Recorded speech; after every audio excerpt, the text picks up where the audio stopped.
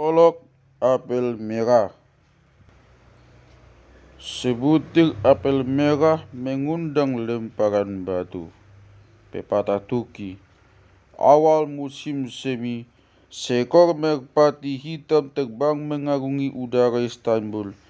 Dia berputar ringan membentuk lingkaran mengitari Masjid Sulaiman, seakan terikat dengan tali ke puncak menara-menaranya.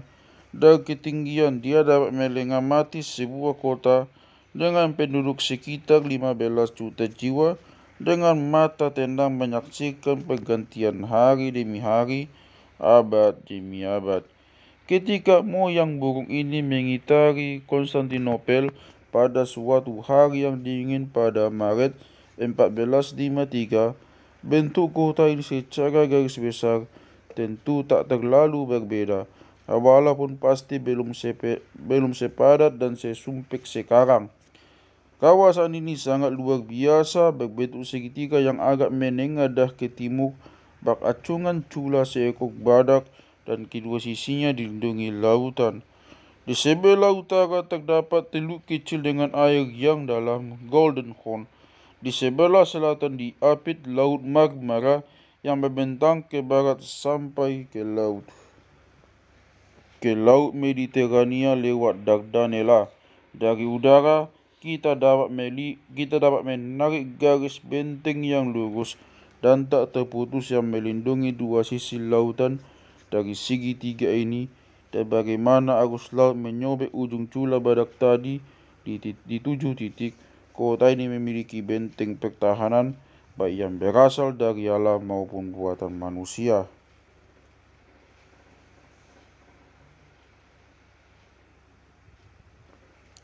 Dari udara, kita dapat menarik garis benteng yang lurus dan tak terputus yang melindungi dua sisi lautan dari segitiga ini, dan bagaimana arus laut menyobek ujung cula badak tadi di 7 titik.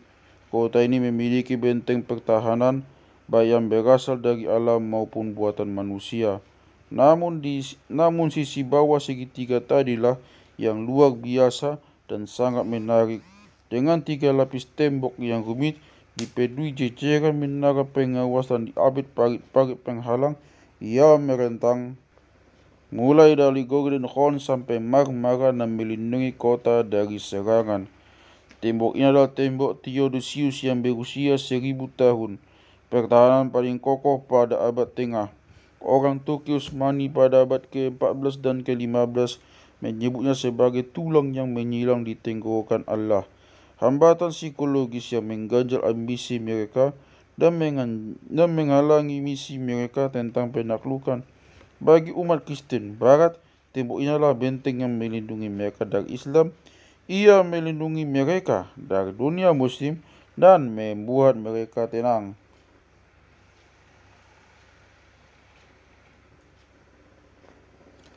Jika kita mengarahkan pandangan ke bawah pemandangan tahun 1453 ini, kita juga akan melihat Galata, kota benteng orang Genoa, sebuah negara kota kecil di Italia di sisi luar Golden Horn. Kita juga bisa menatap di mana persisnya dataran Eropa terakhir. Selat Bosporus membagi dua benua, memotongnya bagaikan sebuah sungai yang mengalir melewati perbukitan yang penuh pepohonan menuju Lautan Hitam.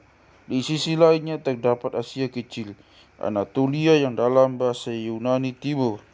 Puncak-puncak bersalju pegunungan Olympus terlihat berkilau dengan cahaya lemah 60 mil di depan.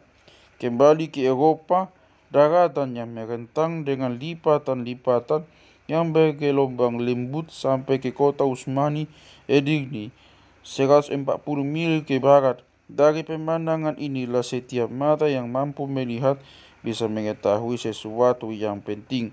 Di jalan-jalan kecil berbatu yang menghubungkan dua kota, barisan orang sedang berjalan, topi putih dan turban merah terlihat mencolok dalam barisan massa.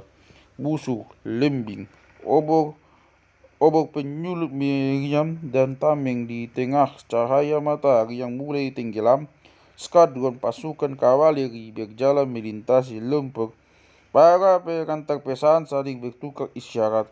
Di belakang mereka berjalan kereta-kereta yang ditarik keledai, kuda dan unta-unta dengan segala perlengkapan perang, dan prajurit menyuplai penambang, tukang masak, ahli senjata, pandai besi, mula tukang kayu dan pemburu rampasan perang. Lebih jauh di belakang ada sesuatu yang beda. Sekawanan lembu dan seratusan orang sedang menarik meriam-meriam yang terseok-seok bergerak di atas tanah berlumpur. Seluruh angkatan perang Utsmani sedang bergerak. Semakin kita melebarkan pandangan, semakin banyak detail operasi ini yang akan terlihat.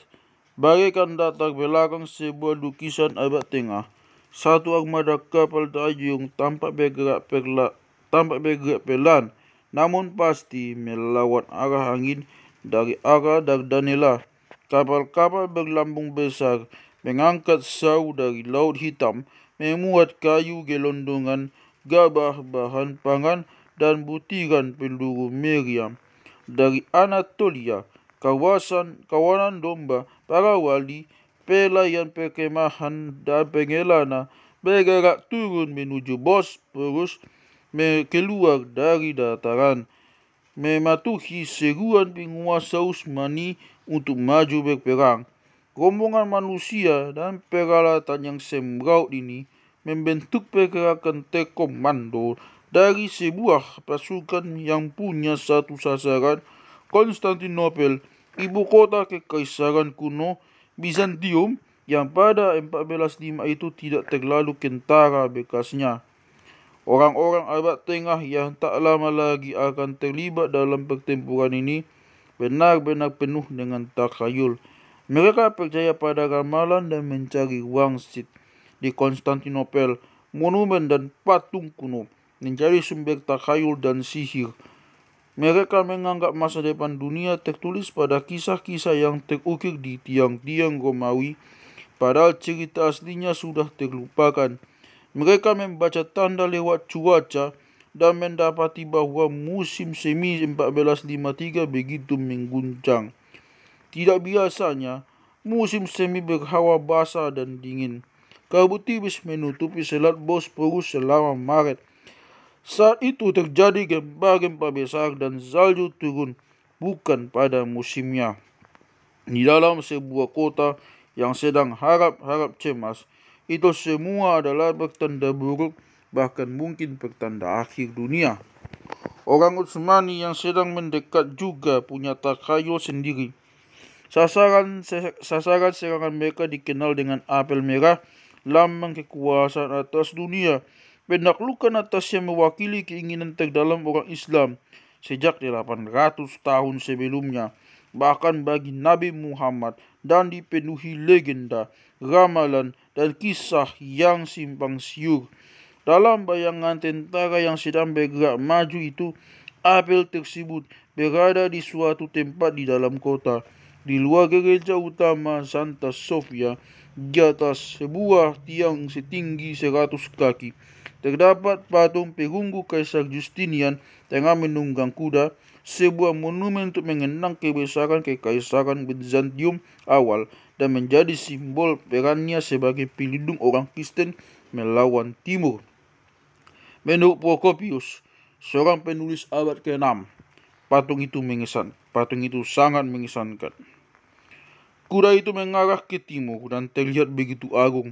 Di atas punggungnya duduk patung perunggu sang kaisar berpakaian seperti Achilles. Pelindung dadanya bergaya kesatria, sementara helm tempur yang menutupi kepalanya seakan bergerak naik turun dan berkilauan. Dia menunggang kuda sambil menatap ke arah matahari terbit, dan menurutku dia sedang menatap ke negeri orang Persia. Di tangan kirinya, dia menggenggam bola dunia. Pematung memaksudkan ini sebagai simbol bahwa seluruh daratan dan lautan berada di bawah kekuasaannya. Dia tidak memegang apa-apa, baik pedang, limbing, atau senjata lain, kecuali di atas bola dunia tadi dia menancap sebuah salib.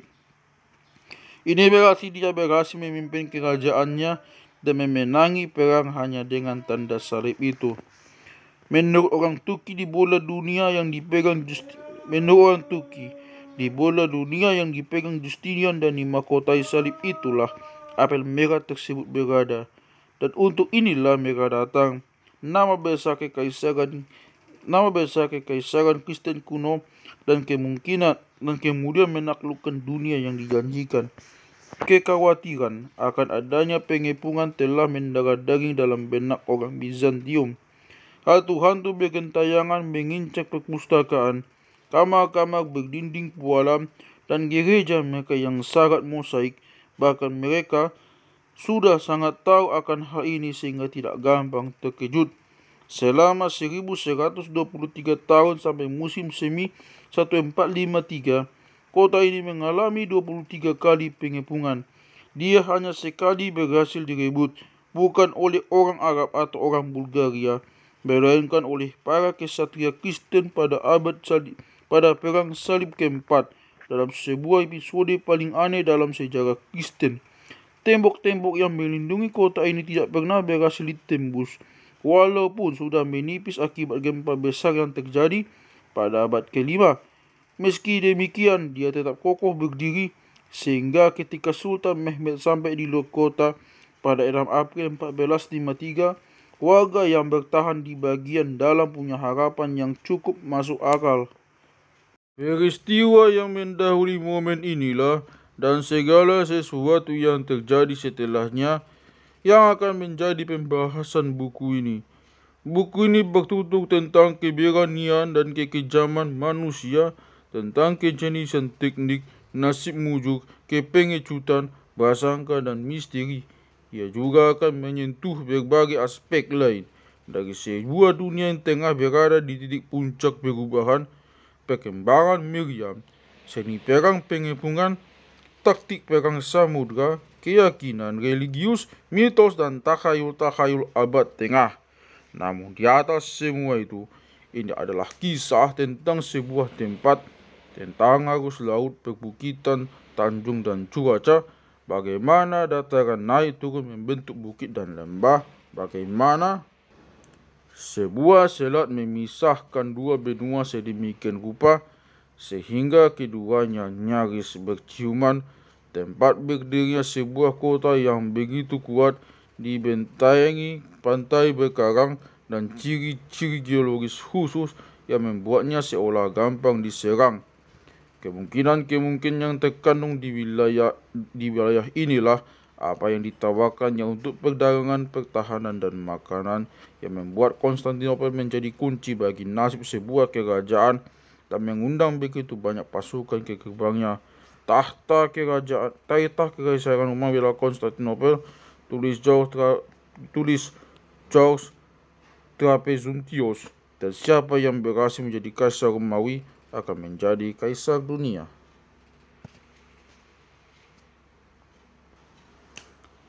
Kaum nasionalis modern menganggap pengepungan Konstantinopel sebagai peperangan antara Yunani dan Turki. Anggapan ini keliru. Kedua belah pihak tidak akan menerima, bahkan tidak akan habis pikir dengan penyederhanaan ini, walaupun masing-masing saling tuding dengan cara ini.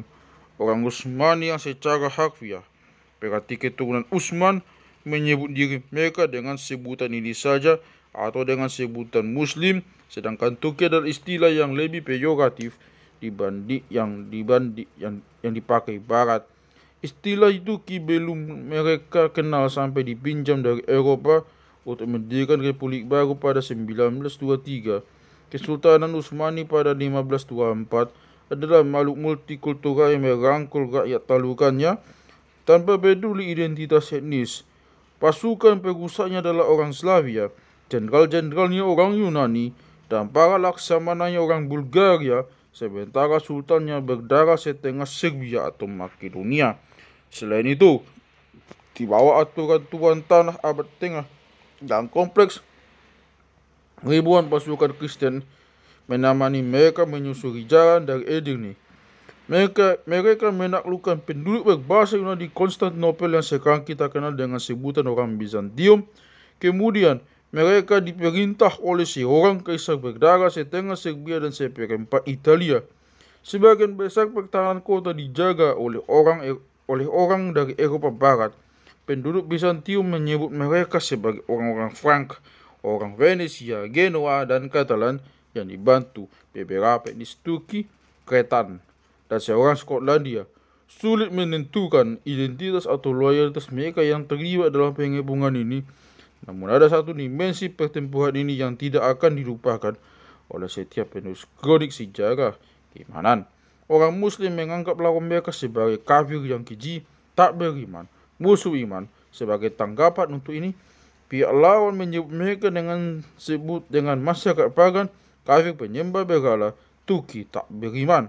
Konstantinopel adalah garis depan perseteruan panjang antara Islam dan Kristen demi keinginan yang hakiki. Dia adalah tempat di mana berbagai versi kebenaran saling bertuburkan dalam peperangan dan gencatan senjata selama kurang lebih 800 tahun. Dari sinilah pada musim semi tahun 1543, sikap baru dan abadi dari kedua agama monoteisme ini terpadatkan dalam sebuah momen sejarah yang begitu dahsyat.